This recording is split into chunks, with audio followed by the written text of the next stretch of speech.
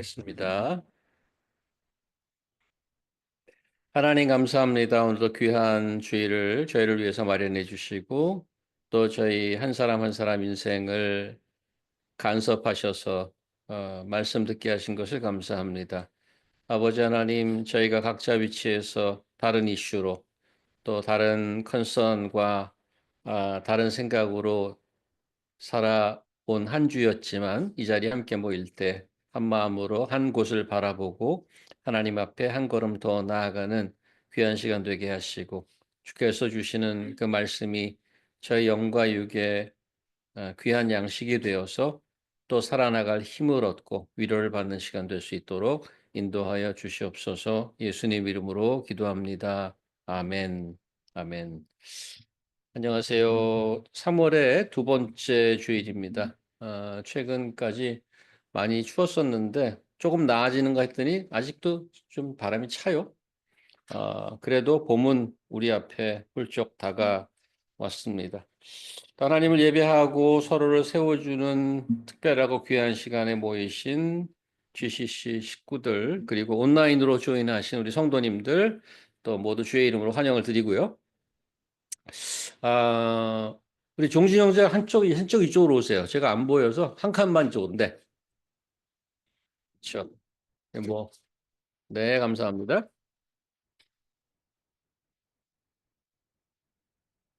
아, 요즘 누가 그러더라고요. 유튜브에 보면 세상에 없는 게 없다. 다 있다. 제가 동물 프로그램을 좋아해서 뭐 이것저것 동물 프로그램 가끔 쳐다보는데 신기한 광경을 봤습니다. 사진 좀 보여주시겠어요? 아이벡스라고 불리우는 염소가 거의 90도 경사 깎아지른 듯한 절벽으로 다니는 거죠. 쟤들은 왜 저렇게 위험한 곳에 사나? 여러 가지 뭐 이론이 있긴 하지만 저 산에 또 무슨 눈표범 같은 게 있대요. 그래서 포식자들의 공격을 피하는 방법 중에 하나다. 이렇게 얘기합니다. 염소는 저런 척박하고 위험한 곳에서도 풀을 찾아 먹고 또 물을 찾아서 살아남는 자생력을 갖추고 있는 대단한 동물입니다. 반면에 양이란 동물은 굉장히 의존적입니다. 다음 거 보여주시면 누군가 풀이 있는 곳에 데려가야 되고 물을 먹이기 위해서 시내나 강가로 데리고 가야 합니다. 인간이 보호해주지 않으면 야생동물의 먹이가 되는 것은 아주 너무 쉽습니다. 염소가 물을 찾고 풀을 찾아다니고 아주 강하고 영리한 동물인데 반해서 양은 좀 어리석다고 그래요. 양이 쭉 다니다가 누가 앞에서 장애물이 있어서 점프를 하면 어, 다른 동물이 그런 장애물이 없어도 점프를 한대요, 그냥. 쫓아간다고 그러더라고요. 그래서, 그런 습관이 있대요. 그래서 이처럼 지능이 좀 별로인 양은 야생에서 생존하기에 굉장히 취약합니다. 인간이 돌보아 주어야 하는 동물입니다.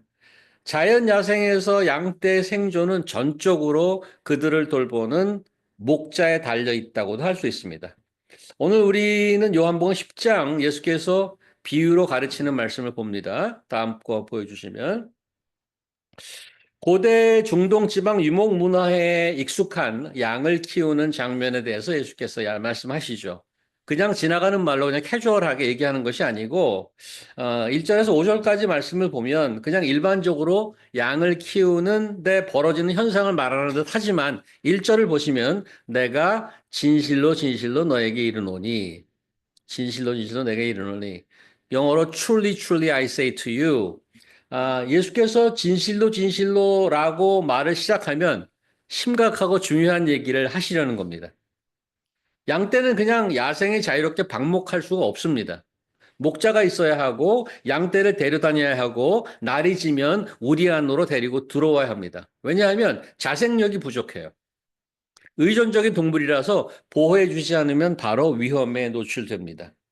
심지어 우리 안에다가 가두어 놓아도 담을 넘어서 해치려는 무리들이 있습니다. 예수께서 그런 자들을 1절 강도며 절도라고 표현했습니다. 실제 상황에서는 야생동물들이 담을 넘어서 가축을 공격하는 것이 흔한 일입니다. 집에 들여만 놨다고 해서 안전한 것이 아닙니다. 밤새 경계를 서야 된다고요? 다음 사진 한번 보여주시면 이런 일들이 벌어진단 말이죠. 이렇게. 이건 뭐 화가가 그린 건데 아무리 양이 무리 안에 있어도 담을 넘어서 늑대들이 잡아먹으려고 들어옵니다. 예수님께서 태어나셨던 첫 번째 크리스마스 밤에 천사들이 그 소식을 전합니다. 근데 처음에 누구에게 소식을 전했는지 기억하십니까? 요셉과 마리아가 로마 황제의 명령으로 호적 등록을 하려고 고향 베들레헴으로 가죠. 많은 사람들이 이동하는 바람에 요셉과 마리아는 숙소를 잡지 못했어요. 그래서 마곡간에서 숙박을 하게 됩니다. 게다가 마리아는 만삭이었어요.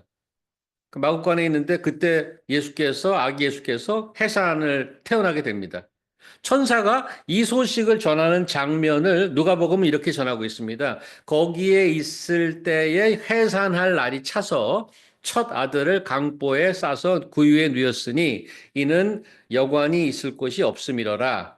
그 지역의 목자들이 밤에 밖에서 자기 양떼를 지키더니 주의 사자가 곁에 서고 주의 영광이 그들을 두루비치며 크게 무서워하는지라. 천사가 이르되 무서워 말라 보라 내가 온 백성에게 미칠 큰 기쁨의 좋은 소식을 너에게 전하노라.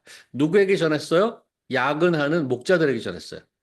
그 목자들이 뭐 하고 있었냐면 그 지역 목자들이 밤에 밖에서 자기 양떼를 지키더니 그냥 내버려 두면은 바로 먹히는 겁니다.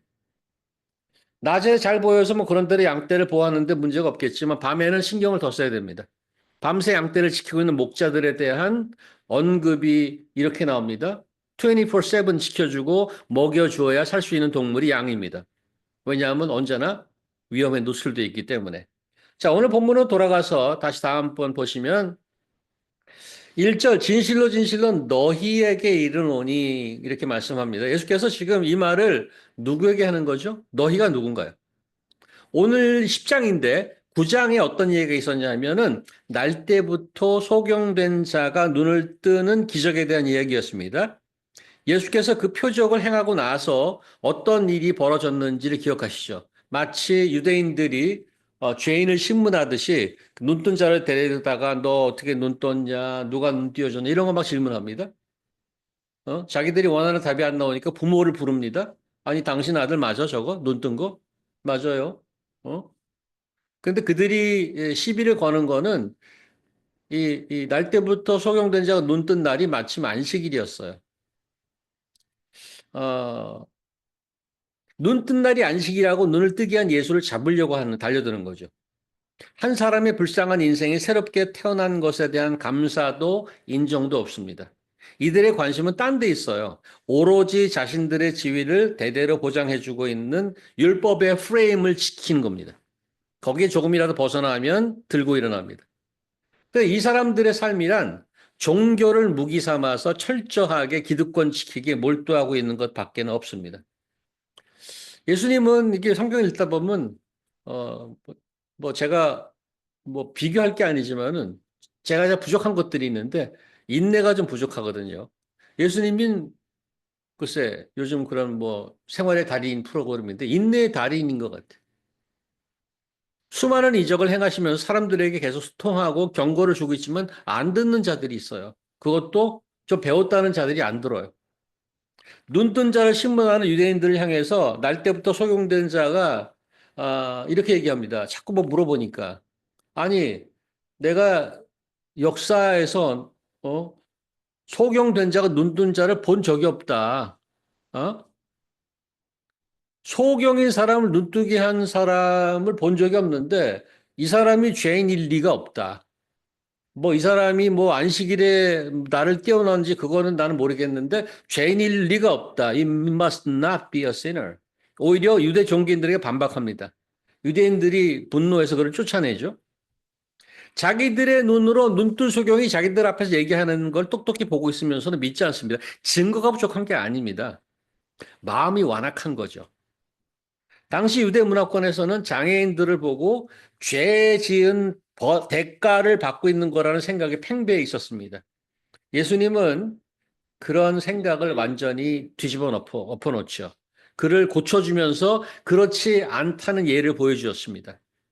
하나님께서 일하심을 보여줄 거다. 하나님의 영광을 나타낼 것이다. 라고 지난 시간에 말씀하셨는데 놀랍게도 소경을 고치면서 하나님께서 어떤 일을 도대체 하셨느냐? 물론 날 때부터 소용된 자를 눈뜨게 한 것도 하나님의 일이신데 이렇게 말씀하셨어요. 내가 심판하러 세상에 왔으니 보지 못하는 자들을 보게 하고 보는 자들을 맹인되게 하리라. 그렇게 얘기하니까 유대인들이 듣고 있다가 우리는 맹인 아니잖아요. 그렇죠? 우리가 맹인입니까? 그랬더니 너희가 본다고 하면은 아직 죄 가운데 있느니라. 영적인 눈이 멀었습니다.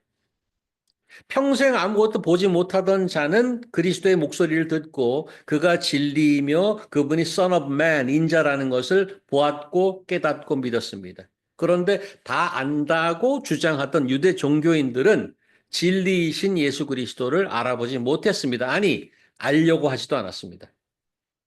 그들을 향한 예수님의 경고는 무섭습니다. 예수님의 구원은 그를 믿지 않는 자들에게 심판이 되었습니다. 보는 자들이 눈이 멀게 하셨습니다.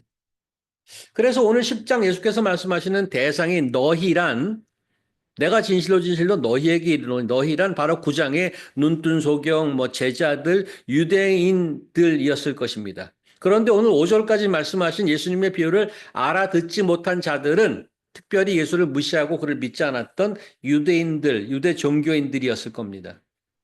자기들에 대해서 얘기하는 건데 못 알아듣습니다. 그래서 6절 보면 예수께서 이 비유로 그들에게 말씀하셨으나 그들은 그가 하신 말씀이 무엇인지 알아듣지 못해. 이 갑자기 무슨 양 얘기를 하나? 이런 식이었나 보죠. 그랬더니 이제 직접 화법으로 바로 얘기합니다. 7절에 직설법으로 풀어갑니다. 뭐라고? 그러므로 예수께서 다시 이르시되 내가 진실로 진실로 너에게 말하노니 여기 다시 나와요. 진실로 진실로. Listen, I'm going to say something very, very important. It's not casual. 나는 양의 문이라. 물론 이것도 비유긴 한데 나는 양의 문이라. 그리고 쭉 그 비유에 대한 설명을 조금 더 직설법으로 하시죠. 다음 주에 보게 될 11절에 유명한 구절이 나옵니다. 나는 선한 목자라 선한 목자는 양들을 위하여 목숨을 버리거니와 삭구는 목자가 아니요 양도 제 양이 아니라 이리가 오는 것을 보면 양을 버리고 달아나나니 이리가 양을 물어가고 또 해치느니라. 예수 그리스도께서 바로 양의 문이시자 동시에 목자 되십니다. 요즘 같은 다원주의 시대에 받아들이기 쉽지 않은 말이겠지만 진리는 by nature it is very exclusive. 굉장히 배타적입니다. 굉장히가 아니라 by nature it is exclusive. 진리는 본질상 배타적입니다. A가 진리면 non-A는 진리가 아닌 것입니다. 그런 의미에서 배타적입니다. 다원주의 시대 포스트 모더니즘에서 뭐예요? Every thought is valid. 그렇죠. 그러니까 미국 사람들 얘기하는 거가 좀 포스트 모더니즘에 굉장히 영향을 받아 있어. 랭귀지를 잘 보면 재미있어요. 뭐라 그러냐면 미국 그래서 you are wrong 그런 말을 안 써요. right and wrong의 경계가 굉장히 모호합니다. 그래서 무슨 얘기하다가 자기랑 생각이 다르거나 자기가 틀렸다고 생각할 때가 뭐라고 그러는지 아시죠? 뭐라고 반응하죠? 어? 아니, 걔네들이 아주 굉장히 자주 쓰는 표현이 있어요. 내가 이제 자기들 마음에 안 드는 얘기를 했어. 그럴 때 그 사람 뭐라 그러니까? 뭐라 그러죠? Oh, it's interesting. 그죠? 이게 interesting이라고 그런 거는 I don't think so. You are wrong 그런 거랑 마찬가지예요. 근데 그렇게 말을 안 해. 우리 아내가 건강에 대해서 굉장히 챙기는 스타일이에요. 그 아이들이 오면 라면을 그냥 끓여주지 않습니다. 라면을 물에 끓여서 빨아서 거기다가 뭐 브로콜리 이런 거 다시 따로 삶아서 그렇게 해서 그 애들이 먹으면서 표정이 안 좋아요. 그러면서 하는 소리가 있어요. Mom, this ramen is very interesting.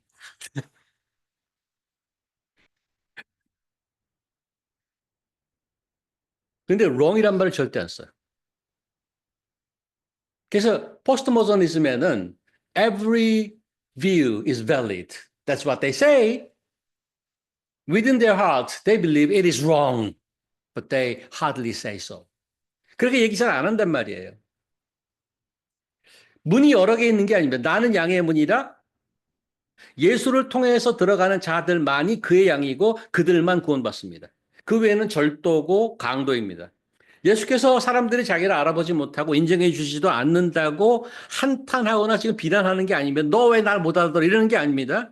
요한복음 1장에 보면 하나님의 아들이 세상에 오실 때 세상이 어떻게 반응할 것인지를 인트로덕션에 아예 다 쓰고 있어요, 이미. 그걸 다 아셔.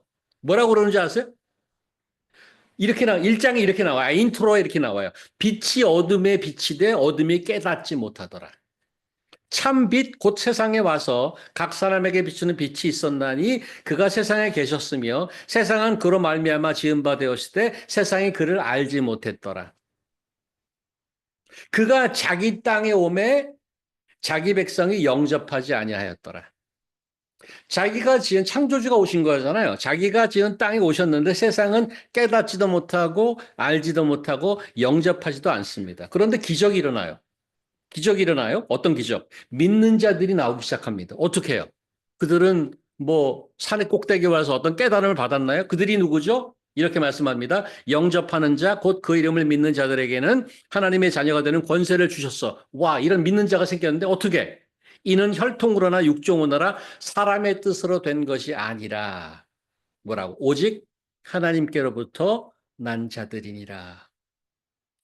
부모를 못 알아보고 무시하는 폐류나 같은 세상을 하나님은 포기하지 않습니다.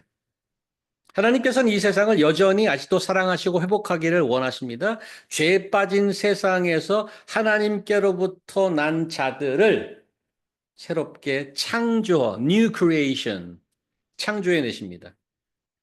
역사적으로는 역사적으로 하나님께서 빌드업을 하셔요. 빌드업이란 말 많이 쓰죠. 어떤 포인트를 가기 위해서 빌드업 한다는 말 많이 쓰잖아요. 이미 이스라엘을 택하여서 그 뜻을 이루시려고 했던 그 빌드업이 있었어요. 이사야서 한번 볼까요? 우리 사라 씨 한번 읽어주시겠어요?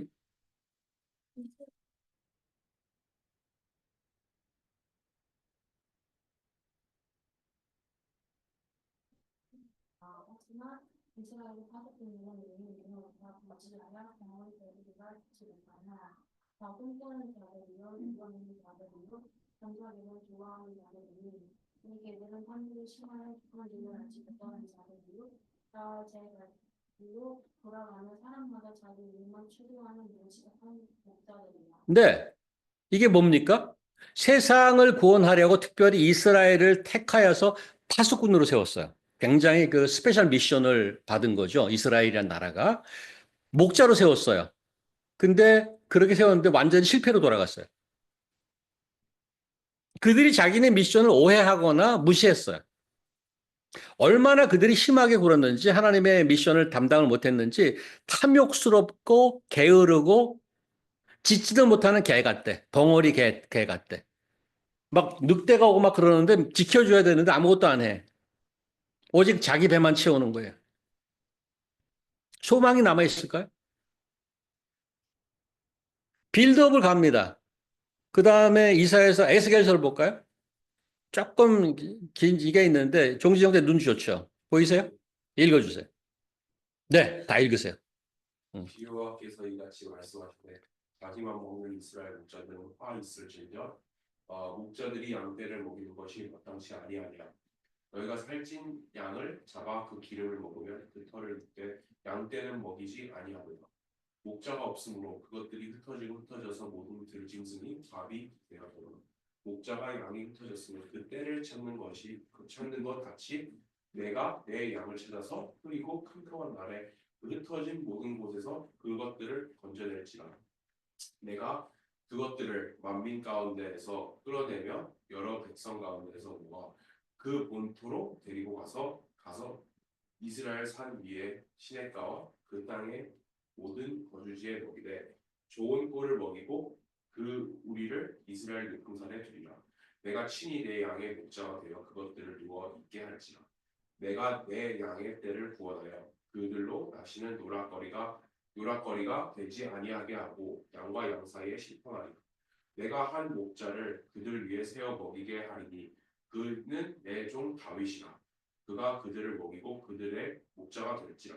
나 여호와는 그들의 하나님이 되고 내 종 다윗은 그들 중에 왕이 되리라. 자, 지금 보시다시피 이 구약의 말씀인데요. 에스겔 선지자를 통해서 예언한 말씀이신데 구약을 통해서 이미 하나님께서는 이스라엘과 이 세상에 어떤 역사를 만들고 있었는지 말씀해 주십니다. 그리고 하나님의 뜻을 밝혀 주십니다. 세상을 구원할 목자이자 왕이실 분을 준비하십니다. 여기 지금 다윗을 얘기하는데 이 에스겔은 다윗 훨씬 이후 세대에 나온 선지자입니다. 다윗은 이미 죽고 없어요. 다윗이 다시 살아난다는 게 아닙니다. 다윗의 왕조의 후손이 될 목자가 되고 왕이 된다는 말입니다. 다윗의 후손이. 그래서 마태복음 첫 마디 1장 1절에 뭐라고 나와 있어요? 기억하십니까? 마태복음 1장 1절. 혹시 기억하십니까? 창세기 1장 1절은 뭐죠? 에스더 자매님? 창세기 1장 1절. 태초에 태초에 하나님께서 세상 태초에 하나님께서 천지를 창조하시니라. 그게 구약의 제일 첫 번째 책이잖아요. 신약의 제일 첫 번째 책은 마태복음이잖아요. 마태복음 1장 1절. 아브라함과 다윗의 자손 예수 그리스도의 계보라. 이루기 시작해요. 이 구약의 빌드업을 복음서에서 랩핑업 하고 있는 거예요. 랩핑업. 아브라함과 다윗의 자손 예수 그리스도의 계보라고 쭉 하고 예수 그리스도에 대해 설명이 나옵니다. 그렇죠? 그래서 다윗 왕조의 후손이 목자가 되고 왕이 된다는 말을 하고 있는 거예요. 그래서 다시 오늘 본문으로 돌아가면, 그 다음 페이지인가요? 전 페이지인가요? 네, 다시 돌아가면, 그 다윗의 자손 예수께서 구원의 시작이자 완성임을 선언합니다. 제가 지난 2000년인가요? 비자 문제로 그 1월인가에 갔었는데, 1월 말에 팬데믹이 터져버렸어요. 그래서 돌아오지 못하고 6개월인가 잡혀 있었습니다. 저희 형님 댁에 있었는데 시드니에 그 집에 고양이가 두 마리 있어요. 예, 고양이 이제 집에 들어가면 거실이 있고 거실을 쭉 거쳐가면은 그 뭐예요? 뒤뜰로 가는 문이 있어요. 유리문이 있어요. 거기 이제 거기 더운 나라니까 이내 뭐죠? 망이 있는 문도 있고 그렇게 있어요. 고양이 두 마리가 그 바깥에 거기 살아요. 그 두툼한 돗자리가 하나, 매트 같은 거 깔아 있는데 거기가 바로 고양이 두 마리가 뒹굴고 쉬고 하는 자리입니다. 재밌는 것은 저녁 어느 시간이 되면 그 고양이가 좀 게으르잖아요. 그 누워 있고 막 그러는 고양이들이 갑자기 거기 와서 이렇게 딱 이렇게 서서 붙어요. 그 문에. 그리고 거실 안을 쳐다봐. 그래서 이놈들이 왜 그러지? 에, 무엇인가 왔다 갔다 하면서 그냥 그 둘 다 이렇게 발을 문에 올리고 이게 매일 그래 매일. 어떤 시간이 되면. 그때 왜 저러나 알고 보니까 그 시간이 바로 우리 형님이 퇴근하는 시간이야. 그래서 저쪽에 이제 뒤뜰인데 저쪽 문을 해서 들어와요. 우리 형이. 근데 그거를 알아. 고양이가 그 시간을 알아. 깜짝 놀랐어요. 알고 보니까 그 자동차가 들어와서 쓰고 문을 열고 들어와서 거실에까지 오는 소리가 우리는 그 안에서 잘 안 들려요. 그 앞에 마당도 있고 그래 잘 안 들리는데 그거를 들어요. 고양이가 사람의 청력의 5배를 듣는다고 해요. 굉장히 청력이 그리고 하이 프레퀀시를 다 듣는데요. 그러니까 우리 귀에는 안 들리는 소리가 들리는 거예요. 고주파를 들어요. 근데 아무리 소리가 들려도 아무에게나 또 반응하는 건 아니에요. 저도 거기 6개월 있었으니까 들었다 놨다 했을 거 아니에요. 제가 들어가면 눈길도 안 줘요. 누가 뭐 왔나? 완전히 무슨 개 닭 보듯이 해. 그런데 그 발소리, 그 소리를 주인의 소리를 구분해서 들어요. 물론 우리 형이 이제 들어오면 애들 먹을 거를 줘. 그걸 기억하고 있는지도 모르지. 놀랐습니다. 유튜브에 또 보니까 10마리 이상 개를 키우는 집안에서 개들 식사하는 장면을 누가 찍었어요. 개들이 저기 쭉 모여 있어요. 그런데 한꺼번에 밥을 안 주더라고. 개를 불러요. 이름을 불러, 이름. 해피, 로봇. 근데 한 마리씩 튀어나와. 자기가 자기 이름을 알아. 자기 이름을 놀랬어요. 그리고 애들 막 낑낑거려. 자기 나가고 싶어갖고. 막 거기서 막 끙거려. wait, wait. 그 이름을 불러야 튀어나와. 찾아보세요. 그거 나옵니다. 완전히 놀랐어요. 동물들이 주인의 목소리를 알아듣습니다. 오늘 말씀을 보면 양들이 자기들을 돌보는 목자의 소리를 알아듣고 그 목소리를 분명히 구분하여 듣고 따라갑니다. 이건 비유가 아니라 실제로 그렇단 말이에요. 그냥 오랫동안 익숙해서 알아듣고 따라가는 것이 아니라 자기의 생명을 보호해주는 부모 같은 존재라는 것을 아는 겁니다. 동물도 그런데 사람이면 얼마나 더 잘 알아들어야 하겠습니까? 얼마나 잘 따라야 할까요? 그런데 그렇지 않은 사람이 너무 많다는 거예요. 자신의 존재를 창조해서 만들어서 생명을 불어넣어 주시고 이 땅에 살도록 보내주신 창조주 하나님의 목소리는 못 알아듣는 거, 못 알아들어. 지금 정지 형제 부부가에 이제 신혼인데 아직 이제 와서 한국의 부모님들과 통화 가끔 하십니까? 전화가 보통 뭐 저희 어머님 일주일에 적어도 한 번은 하시죠. 저희 어머니 95세입니다. 95세인데 전화하면은 미니멈 30분 하고 우리 어머니 29분 얘기하고 제가 1분 얘기하고. 근데 부모님한테 전화 오면 여보세요 그러잖아요. 그죠? 그러면 여러분들이 어떻게 묻죠? 누구세요? 이런가요? 안 그러잖아요. 여보세요 그럼 엄마 그러잖아요. 왜? 목소리를 알아들으니까. 그죠? 부모님 목소리 못 알아듣는 자녀는 없습니다. 우리 낳아주시고 길러주시고 기도해 주시고 부모님 언제나 사랑이잖아요. 그런데 부모보다 더 부모 같은 분이 있다는 거예요. 우리의 목숨을 던지고 우리에게 영원한 생명을 주신 목자 예수 그리스도입니다. 여러분은 그 목소리 알아들으세요? 아니 예수님이 나한테 전화한 적이 없는데 나한테 이메일을 하시나? 그분이 어떻게 우리를 부르죠? 우리가 성령을 통해서 쓰신 그 말씀을 볼 때 성령을 통해서 우리에게 그 목소리를 들려주십니다. 우리 GCC 작은 식구들이지만 우리가 매일 말씀을 보자고 하잖아요. 그분의 소리를 듣고 그분을 따라가는 양들이 들어가며 나오며 꼴을 얻는다고 지금 되어 있습니다. 9절 내가 문이니 누구든지 나로 말미암아 들어가면 구원을 받고 또 들어가며 나오며 꼴을 얻으리라. 필요한 모든 뉴트리션을 그분을 따라가면서 얻습니다. 구절의 구원이란 그냥 죽어서 천국 간다는 얘기가 아닙니다. 우리가 이 땅에 살아있는 동안 그를 믿고 그의 말씀을 따라가는 순간순간이 진짜 풍성한 생명을 누리는 시간입니다. 나이가 들어가니까 젊어서는 잘 안 그랬는데 모이면 건강이 이슈입니다. 너 무슨 약을 뭐 먹네, 무슨 뭐 다리가 아프네, 뭐 인슈런스가 어떠네. 건강에 대한 젊은들은 그런 얘기를 잘 안 하는데 나이 들면 그렇습니다. 제가 저녁 때 운동 삼아 저희 아내에 끌려 나가서 동네를 자주 걷는데 이 동네 여기 자주 걷습니다. 아, 맨하탄 사람 구경하는 게 쏠쏠하게 재밌습니다. 어떤 사람이 도대체 살고 있나. 저녁 시간에 주로 사람이 많이 모여 있는 곳은 여기도 이제 맛집 같은 게 있어서 뭐 여기 조 피자 같은 데 가면 다들 미국 사람들은 이렇게 인테리어에 상관 안 알아봐요. 우리나라 사람은 인테리어 굉장히 그 예민하잖아요. 또 예쁘고 뭐 그래야 돼. 여기는 뭐 그냥 길바닥에서 먹어요. 어떤 사람들 쓰레기통에 놓고 먹고 그래요. 그런 거 별로 신경 안 쓰는 것 같아. 그래서 그 가치관이 조금 다르긴 한데 맛집 같은 피자집, 뭐 오마카세 일식집도 여기 지금 꽤 많아요. 오마카세 입장료가 100불이야. 돈도 많은가 봐. 그다음에 카페, 뭐 바 이런 것들에 사람들이 모여 있습니다. 한 번은 이 세븐th 애버뉴 여기 지금 베릭이고 세븐th 애버뉴가 되는 세븐th 애버뉴랑 조금 더 올라가면 크리스토퍼 스트리트가 있습니다. 거기 코너에 사람이 꽉 차 있는 거예요. 거기 늘 꽉 차 있어요. 주말 저녁 때 가면 꽉 차 있다보다 사람들 줄 서 있어요. 그 한 사람 나가야 한 사람 들어가는 거예요. 근데 거기 야 이게 뭐가 대단한 게 있나고 봤는데 뭐 먹는 사람은 별로 없어요. 저 사람들 뭐 때문에 여기 앉아 있나 했더니 거기 그냥 음료수 와인잔 2잔 놓고 둘이 앉아서 이러고 얘기하고 있어요.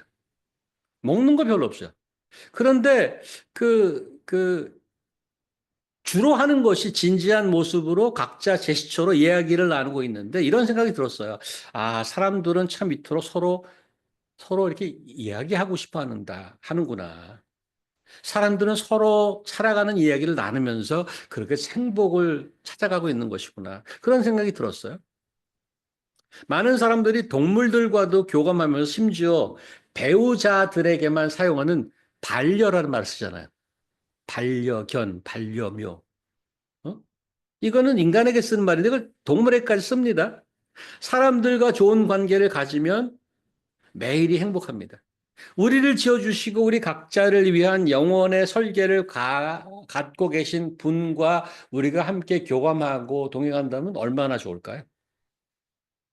그냥 우리에게 캐주얼하게 그냥 시간을 보내자는 것이 아닙니다.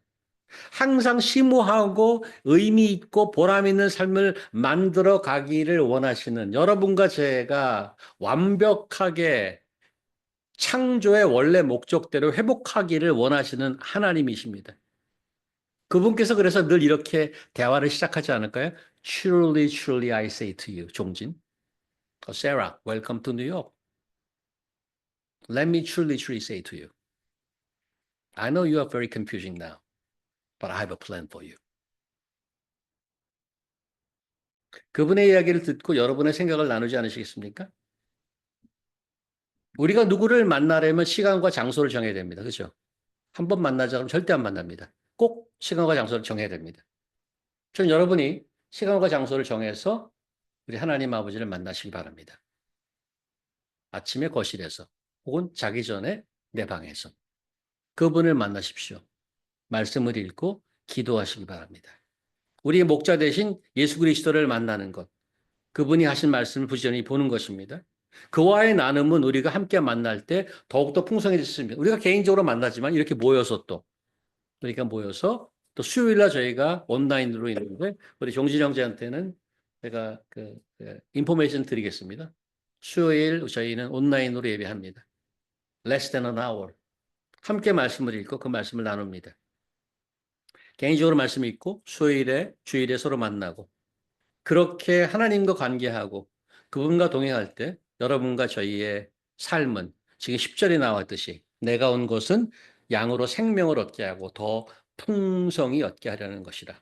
여러분과 저희 인생이 매일의 삶이 풍성해지기를 주의 이름으로 축원을 드립니다. 기도하겠습니다. 하나님 감사합니다. 목자 되신 예수님, 양의 문이 되신 예수님, 저희를 위해 이 땅에 오셔서 저희로 하여금 그럭저럭 살다 가는 인생 되지 않게 하시고 to the full, 풍성한 삶으로 회복시키고 그렇게 살고 복되고 그 복과 사랑을 나누는 삶 될 수 있도록 저희를 이끌어 주신 것을 감사합니다.